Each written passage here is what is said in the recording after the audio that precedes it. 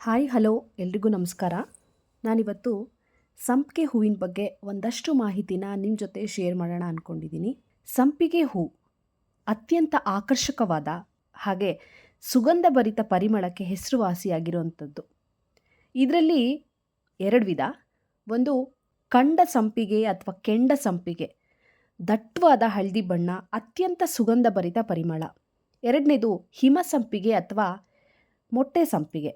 ಇದು ತಿಳಿ ಹಳದಿ ಅಥವಾ ಬಿಳಿ ಬಣ್ಣದ ಹೂಗಳನ್ನ ಹೊಂದಿರುವಂಥದ್ದು. ಈ ಸಂಪಿಗೆ ಮರಕ್ಕೆ ತುಂಬಾ ಹೆಸರುಗಳಿವೆ. ಹೆಚ್ಚಾಗಿ ಇದನ್ನು ಚಂಪಕ ಅಂತ ಹೇಳಿ ಕರೀತಾರೆ. ಹಾಗೆ ಗೋಲ್ಡನ್ ಚಂಪಾ, ಜೇ ಪರ್ಫ್ಯೂಮ್ ಟ್ರೀ, ಚಂಪಾ ಅಂತ ಕರೀತಾರೆ. ಕನ್ನಡದಲ್ಲಿ ಸಂಪಿಗೆ ಮರ, ಇರುಡಿ ಅಂತ ಹೇಳಿ ಕರೀತಾರೆ. ವೈಜ್ಞಾನಿಕವಾಗಿ ಮ್ಯಾಗ್ನೋಲಿಯಾ ಚಂಪಕ ಅಥವಾ ಮೈಕೇಲಿಯಾ ಚಂಪಕ ಅಂತ ಹೇಳಿ ಕರೀತಾರೆ. ಇದರ ಫ್ಯಾಮಿಲಿ ಮ್ಯಾಗ್ನೋಲಿಯೇಸಿಯೇ. 1737ರಲ್ಲಿ ಆಗಿನ ಪ್ರಸಿದ್ಧ ವಿಜ್ಞಾನಿ ಮೈಕಲ್ ಪಿಯೆ ಅವರು ಈ ಹೆಸರನ್ನು ಕಂಡುಹಿಡಿದ್ರು. ಇದೊಂದು ನಿತ್ಯ ಹರಿದ್ವರ್ಣದ ಮರ, ನುಣುಪು ತೊಗಟೆ, ಅದು ಎಳೆ ಬೂದಿ ಕಲರ್ ಇರುತ್ತೆ. ಸುವಾಸನಯುಕ್ತ ಹೂಗಳಿಗೋಸ್ಕರ ದೇವಾಲಯದ ಆವರಣಗಳಲ್ಲಿ, ಉದ್ಯಾನವನಗಳಲ್ಲಿ ಈ ಸಸ್ಯವನ್ನು ಬೆಳೆಸಲಾಗುತ್ತೆ. ಈ ಮರವನ್ನು ಹೆಚ್ಚಾಗಿ ವಿಮಾನ, ಹಡಗು, ದೋಣಿ ತಯಾರಿಕೆಯಲ್ಲಿ, ಅಡ್ಡಪಲ್ಲಕ್ಕಿಲಿ, ಆಟದ ಗೊಂಬೆ, ಪೆನ್ಸಿಲ್, ಪೆಟ್ಟಿಗೆ ತಯಾರಿಕೆಗೆ, ಪ್ಲೇವುಡ್ ತಯಾರಿಕೆಗಳಲ್ಲಿ ಬಳಸಲಾಗುತ್ತೆ.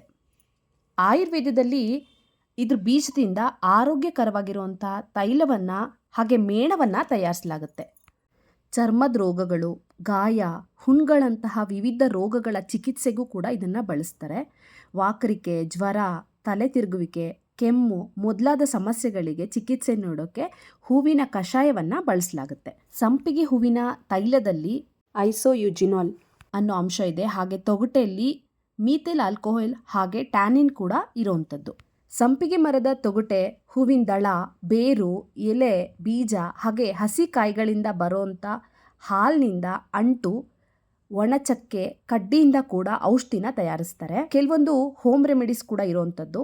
ಸಂಧಿವಾತ ಇರೋರು 1 ಕಪ್ ಹರಳೆಣ್ಣೆಗೆ 5ರಿಂದ 6 ಸಂಪಿಗೆ ಹೂಗಳನ್ನ ಹಾಕಿ ಬೆಚ್ಚಗೆ ಮಾಡಿ ನೋವಿರೋಂಥ ಜಾಗಕ್ಕೆ ಸವರಿದ್ರೆ ನೋವು ನಿವಾರಣೆ ಆಗುತ್ತೆ.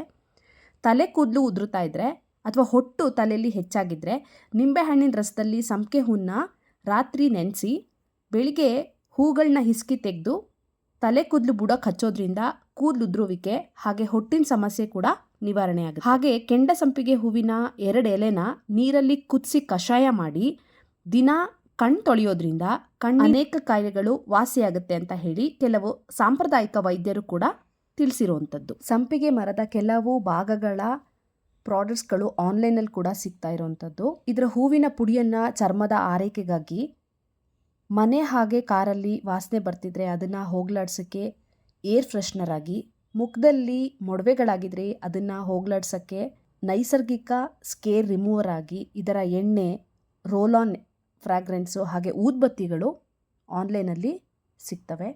ಸೊ ಇದ್ರ ಬಗ್ಗೆ ಹೆಚ್ಚಿನ ಮಾಹಿತಿ ನಿಮಗೆ ಗೊತ್ತಿದ್ರೆ ನನ್ನ ಜೊತೆಗೆ ಶೇರ್ ಮಾಡಿ.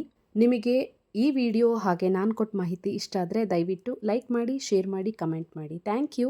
ಧನ್ಯವಾದಗಳು.